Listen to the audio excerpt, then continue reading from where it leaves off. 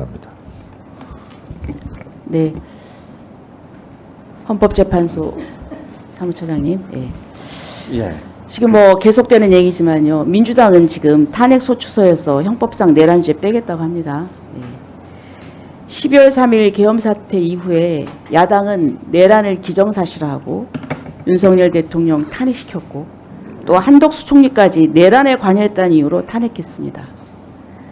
내란죄를 성급히 인정할 것이 아니란 반대 목소리를 내면은 내란 공범, 내란 잔당, 그리고 내란 선동이라고 내란 세력으로 몰아갔고 내란죄를 앞세워서 탄핵의 목적을 달성했습니다.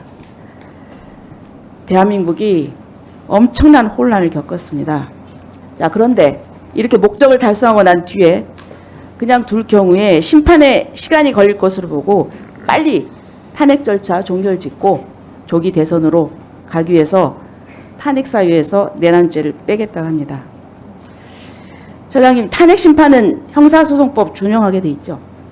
예, 그렇습니다. 예. 자, 공소장은 검사가 쓰지만 탄핵 소추서는 이 국회가 지금 하지 않습니까? 그 탄핵 소추안은 국회에 제출이 되죠. 국회에 제출이 됩니다. 그리고 예. 국회의원들은 각자 이것을 어떻게 할 것인가 의사결정을 할 때 탄핵 소추안을 보고 거기 첨부된 증거를 보고 판단을 해서 찬반 투표를 합니다. 그리고 이 탄핵 소추안을 기반으로 해서 소추서가 작성이 됩니다. 그렇죠? 그렇기 때문에 저는 이 탄핵 소추안과 소추서가 동일해야 된다고 봅니다. 그런데 만약에 이 원안 가결된 탄핵 소추안을 헌재에 접수하기 전에 누가 뭘 넣고 빼고 한다면 그건 유효한 탄핵 소추가 아니죠. 그렇죠? 소추안 그대로 접수가 되는 걸로 알고 있습니다. 그렇죠. 예. 자, 그런데 소추 당사자는 국회입니다. 아까도 얘기했듯이. 그런데 국회가 합의체 기관이니까 뭐 합의체 기관이 심판 청구 수행하는 게 스스로 하기가 어려우니까 지금 법사위원장을 소추위원으로 정한 겁니다. 그래서 소추위원은 이 국회 의사를 그저 대행하는 겁니다. 그런데 지금 탄핵 소추 이 안과 소추서 사이에 동일성 유지가 이제 돼야 되는데 내란죄를 지금 뺀다고 하면 탄핵 소추안하고 이 소추서하고 이 동일하지가 않습니다. 지금 변호인 주장은 이 내란죄 얘기가 거의 한 80% 된다. 그러면 헌법상 지금 이 소추서에는 국회의원들의 그 진정한 의사를 담아야 되는데 이 진정한 의사를 담은 탄핵 소추서가 존재하지 않는다. 그러면 탄핵 소추가 없는 게 됩니다. 그러면 헌재가 더 이상 심리할 권한이 없고 각하를 해야 돼요. 근데 이걸 진행한다는 것은 헌법 위반입니다. 지금 헌법재판소는 소추인 측에서 지금 내란죄 철회하겠다고 한 것에 대해서 1월 14일 날 결정할 거라고 그랬지 않습니까? 예? 예, 14일 날 그 첫 변론기일이 들어갑니다. 아니, 변론기일에 들어가는데 그럼 지금 헌법재판소에서 그 내란죄를 철회한 것으로 뭐 확인을 한 겁니까? 어떻게 된 겁니까? 아직 그 부분에 대해서는 그 명확하게 그것은 이제 변론기일이 진행되면서 밝혀질 걸로 예상이 됩니다. 지금 언론에 보도된 거 보면은 규정된 것이 없으니까 그것은 헌법재판소에서 심리할 권한이 있다 이렇게 넘어갔는데요. 저는 이 야당에서 철회를 했다고 하면은 헌재가 본안 판단할 권한이 없었다고 생각을 합니다. 그래서 헌재에서 해야 될 일은 각하를 하고 만약에 국회에서 다시 의결을 해오면 그때 절차를 시작하면 됩니다.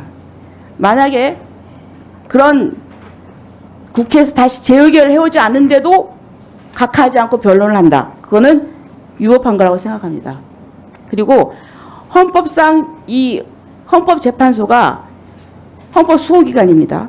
그런데 이 헌재가 헌법을 위반한다고 하면은 그러면 헌법의 최후 수호자가 누굽니까? 누구죠? 헌법재판소가 그 역할을 하고 있습니다. 아니, 그러니까 지금 그런데 헌법재판소가 만약에 위법을 한다면 그런 일이 발생하면 안 된다고 생각합니다. 그러면 주권자는 국민입니다. 그러면 그때 그 국민이 저항권을 발동할 수밖에 없어요. 저는 헌재에서 이걸 알면서 어떤 기한을 맞춰놓고 답을 정하고 또 그것을 위해서 헌법과 헌법의 원리를 무시하고 하다못해 지금 일반 직장에서 한 사람을 징계하고 쫓아낼 때도 이렇지는 않아요. 이것보다 더 허술하게 이 대통령 탄핵이라는 이 중대한 사항을 밀어붙인다면은 저는 그건 말이 안 된다고 생각합니다. 그리고 이런 탄핵 소추서가 12월 14일 통과가 됐어요. 그때 우리 당 의원들도 찬성을 했습니다. 그런데 이것이 빠진다고 하니까 이때 찬성한 의원들이 뭐라고 하냐면 우리 사기당한 거다. 그럼 이거 다시 재의결하라. 이렇게 얘기하고 있습니다. 지금 처장님은 분명히 전하세요. 이 부분 탄핵 소추서하고 소추 안하고는 동일성을 유지를 해야 된다. 그래서 이 대통령을 탄핵한다는 것은 정말 중대한 사건입니다. 이 절차가 공정해야 돼요.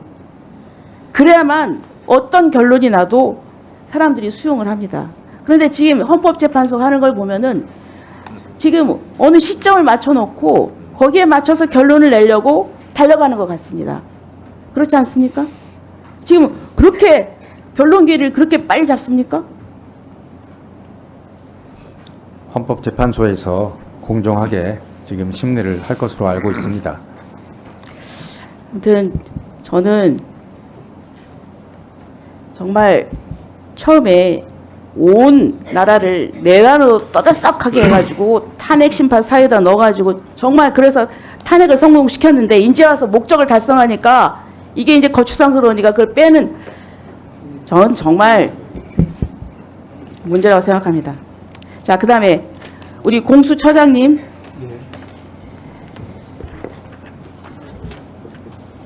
저희 아까도 얘기했지만 공수처에 내란죄 수사권이 있습니까? 조금 전에도 말씀드렸듯이 직권남용 권리행사 방해죄에 대해서 공수처법에 명시적으로 수사 대상을 적고 있고 관련 행위로서 내란죄 지금 피해자 그다음에 범죄 대상 등이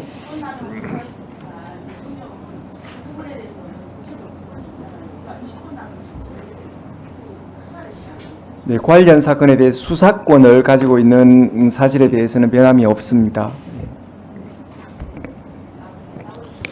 네, 수고하셨습니다. 또 조배석 의원님 질의 과정에서 팩트가 오인될 수 있기 때문에 제가 말씀을 드립니다. 법적으로 보장돼 있는 대통령 탄핵 소추위원은 국회 법사위원장입니다. 따라서 국회 법사위원장이 소추위원이 되고 피소추자는 지금 내란숙의 피의자 대통령 윤석열이 되는 겁니다. 따라서 헌재에서 벌어지고 있는 모든 것은 제가 거기 가서 앉아있지만 저는 민주당을 대표해서 앉아있지 않습니다. 국회를 대표해서 앉아있습니다. 라는 점을 분명히 말씀드리고 거기서 왜 그러면 소추 단에는 민주당 그리고 조국혁신당, 개혁신당만 있느냐. 국민의힘 유상봉 간사에게 제가 참여하라고 공식적으로 요청한 바가 있는데 우리 국민의힘은 참여하지 않겠다. 그래서 국민의힘 소속 의원이 소추 단원에 빠져 있는 겁니다. 그래서 국회를 대표하는 것이다라는 말씀을 드리고 그래서 의원님들이 말씀 중에 민주당이 이렇게 빼라고 했다 저렇게 빼라고 했다 이런 의견을 냈다 하는 것은 잘못된 말입니다. 국회에서 라는 말을 붙여주시기 바랍니다. 자, 유명한 법원을 하나 말씀드리면 너희는 사실을 말하라 법관이 법을 주겠다 라는 유명한 법언이 있습니다. 국회에서 아무리 뭘 주장한다 할지라도 헌법재판관에서 재판소에서 받아들이지 않으면 받아들이지 않는 겁니다. 따라서 국회에서 소추 의결서를 낸 것은 사실이죠. 거기 안에 있는 모든 내용을 헌법재판소에서 무조건 그것대로 판결하라 라는 것은 주장일 수는 있으나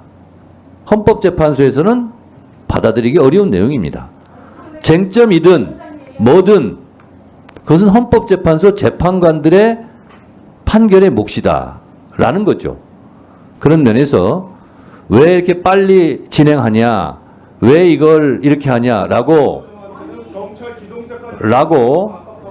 헌재에게 말하는 것은 헌법재판소 재판관들의 권리를 침해하는 것이 될 수도 있기 때문에 그런 부분은 삼가해 주시고, 그리고 그런 부분에 대해서는 헌법재판소 사무처장께서 그런 부분에 대해서는 정확하게 지적하고 말씀하시는 것이 좋겠다, 이런 생각이 들고, 지금 온 나라가 이렇게 어지러운 상황 속에서 열심히 신속 공정하게 재판을 하고자 하는 헌법재판소 재판관들의 명예를 실추시키는 발언은 가급적 자제해 주시기를 바랍니다.